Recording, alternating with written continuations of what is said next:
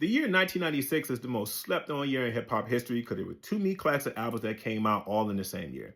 What up, though? I'm JR, writer, cultural critic. I'm a December baby that cannot stand the cold. 1996 is a standout year because that's when good artists became actual legendary. Let's start off with Nas. It was written. Nas went from Nas Boom Back to Nas Escobar Boss.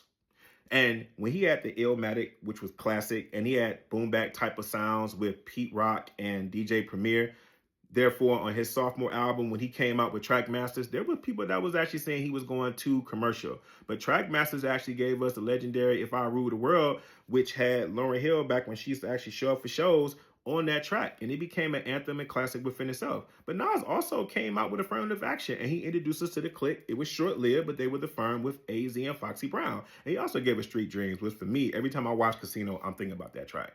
The next one you got to give up to is Lil' Kim Hardcore. Now, I got to tell you from a person perspective, Lil' Kim is the first rapper that actually scared me. Not woman, just person rapper. Because she had me thinking when I was a virgin listening to her records that if I ain't satisfied a woman, that a woman was going to put a pistol to my head, make me walk on all fours and beg for my life. I digress.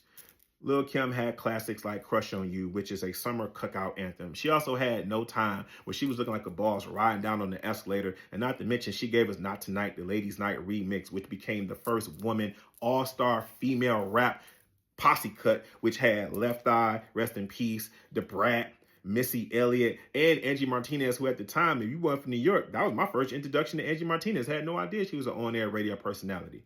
The next album I got to give you is Outkast ATLiens. Why? Because them dudes on their first album was some pimps in the Cadillac, then they became space-age Negroes. And when you hear songs like Elevators, Jazzy Belle, and the title track ATLiens itself, that's when you understand when Dre became Andre 3 Stacks. Look, Big Boy himself is a credible lyricist, but Andre 3 Stacks actually became elite and ain't nothing you can do about that. And it didn't matter that he was actually rapping in Daishiki. We was okay with that.